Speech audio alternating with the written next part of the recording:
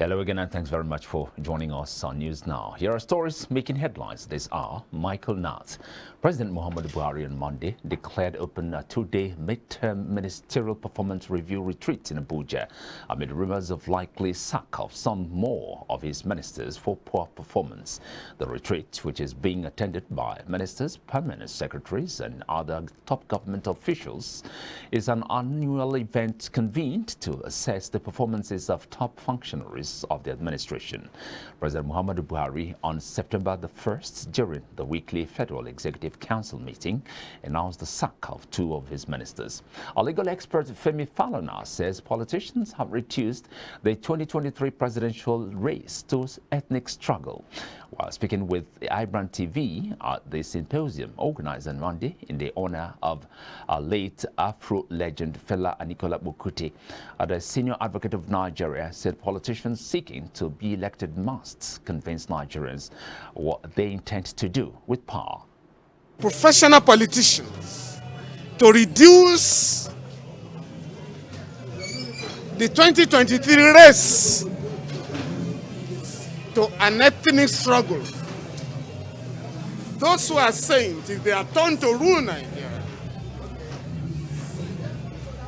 have to convince Nigerians what they want to do with power. We want to know from those who want to rule Nigeria their solutions to the energy crisis after 61 years of independence and giving the billions of dollars that have been spent on power. Why are Nigerians living in darkness? We want to have answers to that. Why are the rulers of the country and other privileged people going abroad for medical treatment? Why the rest of the population, the rest of our people are allowed to die of preventable diseases? We want answers to this problem. We want to find out how our roads are going to be fixed, how education will be funded, and how every child in Nigeria will have access to education. Unless you ask these questions,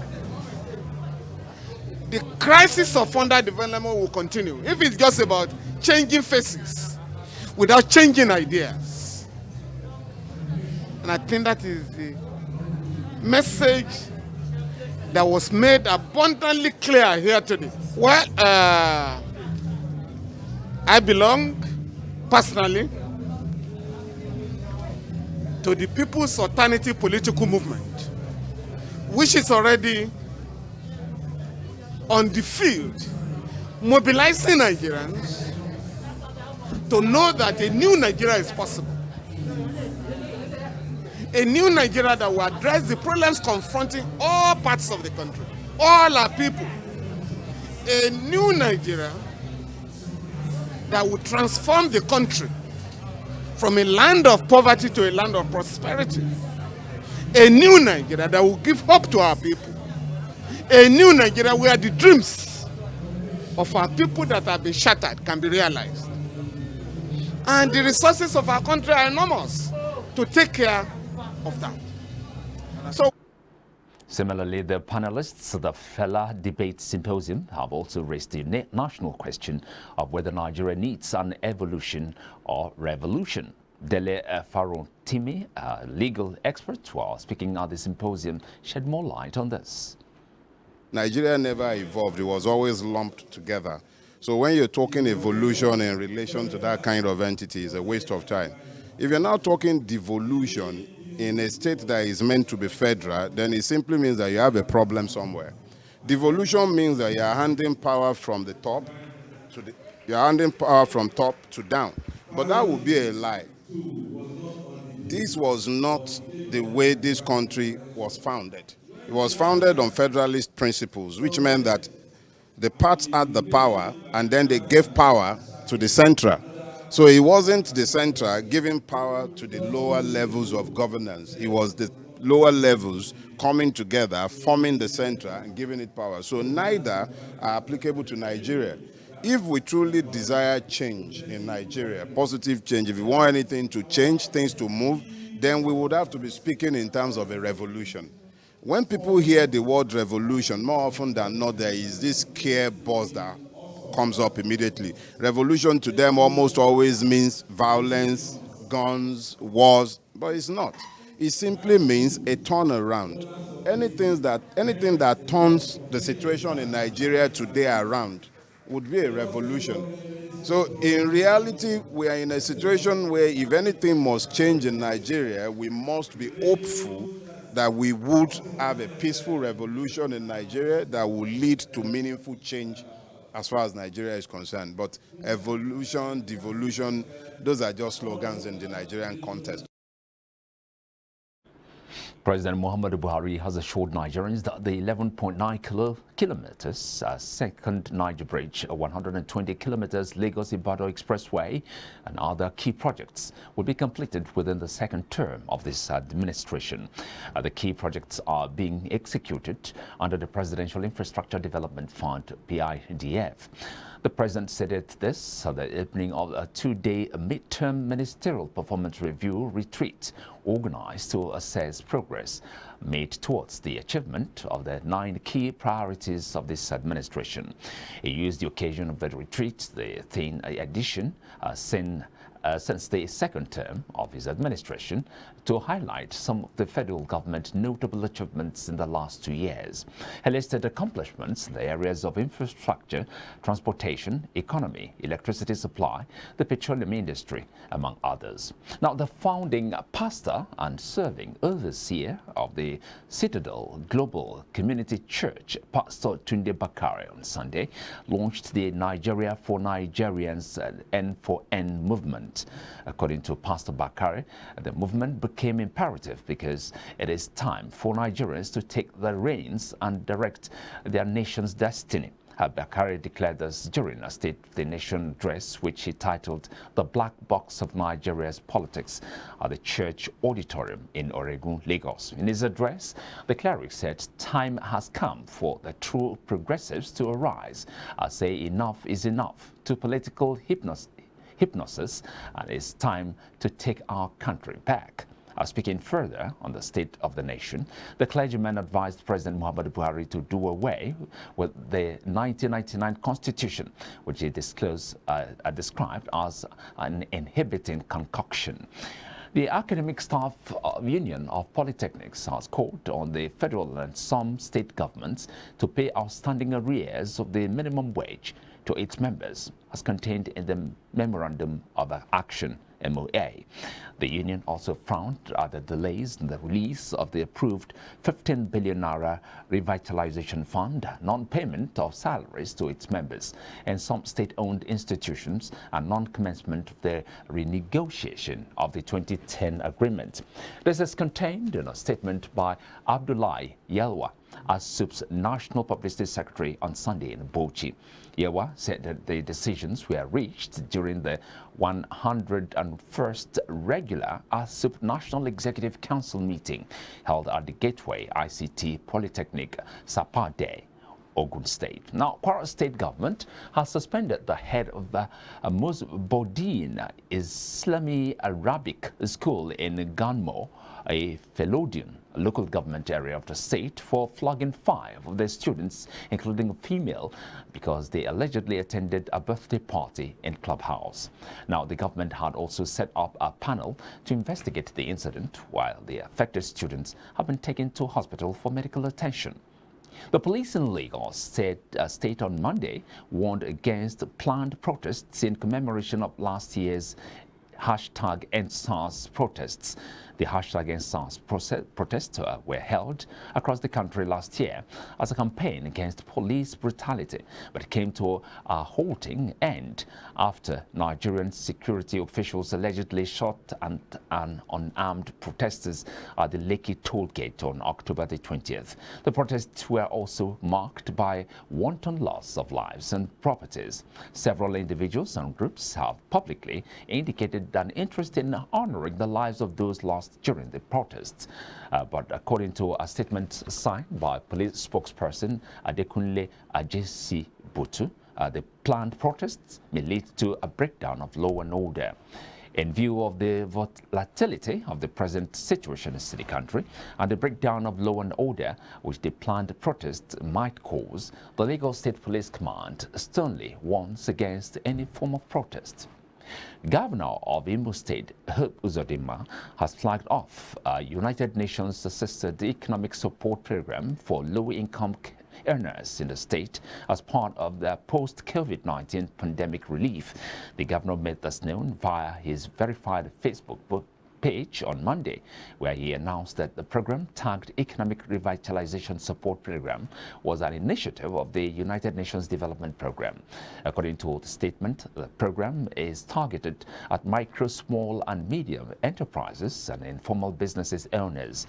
Uzodinma said, in line with the intervention program for post-COVID-19 pandemic economic stability, today I flagged off the Economic Revitalization Support Program of the United Nations Development Program. Now, the National Drug Law Enforcement Agency seized 794.5 kilograms of hard drugs and arrested 107 suspects in Imo between January and September. Nse Inam, NDLEA commander in Imo, told the news agency of Nigeria in Owerri, the capital, on Monday that it rehabilitated 4 drug addicts and counseled 73 users during the period. 6 drug addicts are currently undergoing rehabilitation, while the 73 drug users who were counseled had been reunited with their families, he said. He added that the command secured the conviction of 14 persons in the 27 local government areas of the state, while 106 cases were pending at the courts. Governor Inua Yahaya of Gombe State has signed 2 bills into law, thus granting autonomy to the state legislature and the state judiciary. Yahaya made this known on Monday in Gombe during the swearing-in ceremony of 3 High Court judges and 2 caddies. The state government said has received a comprehensive report on the challenges of the judiciary and intervened in the areas of infrastructure and overall transformation of the arm. Such interventions is to ensure that the judiciary effectively discharges responsibilities and facilitate the fair and speedy dispensation of justice in the state, he said. On the newly sworn-in judges and caddies, Yahaya said he was confident that they would draw from their wealth of knowledge and experience to help strengthen the state's judiciary and consolidate the democratic system in the state. Operatives of the Economic and Financial Crimes Commission, EFCC, early on Monday arrested Malam Isma Umaru Diko, the Director General of Kaduna State Urban Planning Development Agency. Umaru Diko and his staff were at a meeting around 10 a.m. when the EFCC came knocking at their office. Afterwards, 2 EFCC operatives stood alongside 2 armed police officers, led the boss into a waiting black Hilux Toyota. Some of the staff tried to stop the EFCC from leaving with the DG. Security men at the gate prevented the car from exiting. The DG, however, asked the security to open the gate. EFCC was yet to release any official statement on the arrest of Umaru Diko. World Mental Health Day, celebrated every year on October the 10th, is aimed at raising awareness and spreading education about mental health issues across the globe. Mental health has come to focus on pandemic times like never before, as people of all ages, groups and occupations bear the brunt of the new normal. A mental health advocate who spoke with iBrandTV shed more light on this. The truth of the matter is, there has to be not less than 2 weeks consistent sadness. Consistent. Nothing changes that mood. Give the person the best meal, pay huge sum of money to the account of that person, take such person on a vacation, the person still remains the same. Consistently for 2 weeks. That's when it becomes a disorder? Then you have a trace of depression. Wow. But that person still needs to seek evaluation. So there are some tests that therapists, will take such a person through to detect what exactly is wrong. Now, the interesting thing is each of these, either the disorder or the illness or conditions, can grow into another. So a person who... They are interwoven. Yes, so a person who has been diagnosed as being depressed, if care is not taken, right, it can escalate to being bipolar. So today, or this moment, person is, or even crying. And the next moment, you see that same person dancing to Bedu. Jubilating, be like, oh, I thought this person was just crying just now, right? And that's normal. It's normal in that, within that disorder spectrum. And then the person could become suicidal. So you don't look at one and just go to rest, which is why your healthcare professional will keep following up on you. How are you feeling today? What are your thoughts currently? Have you been going out? Because one key sign of mental illness is that you want to withdraw from the public. You don't want to be in the midst of people. It's not your fault. You're not intentional about it. You're tired. You don't want to talk. You don't want anybody to disturb you. Sometimes because of appetite, you just want to stay in bed with the lights out. You're watching news now from iBrandTV News Studios in Lagos. From the African scene now, Ghana is jointly ranked 13th with Cote d'Ivoire out of 19 countries and Fetch Solutions Sub-Saharan Africa's Auto Sales Risk Reward Index. Country scored about 6% indicates that the vehicle sales market is very low. This is because the majority of markets in sub-Saharan Africa are characterized by low incomes and high borrowing costs, which impedes the development of new vehicle sales market. The lowest score also indicates that vehicle ownership level is not encouraging despite inadequate road infrastructure in the country. In addition, liberal regulations with regards to the importation of used vehicles adds more pressure to the development of a new vehicle sales market. The South African National Roads Agency Limited, SANRAL, says the does around 430 million rand upgrade of the Braidback and Beltstone interchanges in King Williamstown will create an estimated 200 job opportunities for the local community. Ease mobility between East London and King Williamstown and improve pedestrian and motorist safety. The project is currently in its 3-month mobilization period before construction begins early next year. During the mobilization period, the contractor will interact with the community through the project liaison committee and set up contract participation goals construction work, and will take place over 30 months. Foreign scene now, U.S. stock index futures slipped on Monday as surging commodity prices added to inflation worries, which could cloud the earnings season set to start with Wall Street Bank later this week. Rising raw material costs, labor shortage, and other supply chain bottlenecks have raised concerns of elevated prices denting corporate profits. U.S. oil rose nearly 3% and touched a 70-year high as an energy crisis crippling the major economies showed no sign of easing. Now, stagflation jitters startled growth in global shares on Monday, while bets that major central banks will tighten monetary policy pushed up bond yields and lifted the dollar to a near 3-year peak against the Japanese yen. Brent oil prices extended their bull run to reach ground last visited in late 2018, with gains across the energy complex stalking inflation concerns. Uando analyst Jeffrey Hallis said. Now, higher energy prices shortages will inevitably make their way through global value chains in the form of rising prices and potentially shortages of industries and consumer goods. All of this makes the start as constant blathering from central blankets around the world about inflation being transitory ring more and more hollow. And Europe, surging commodity prices supported oil and sold mining shares, but fears persisted about stagflation, an environment of economic stagnation and rising prices.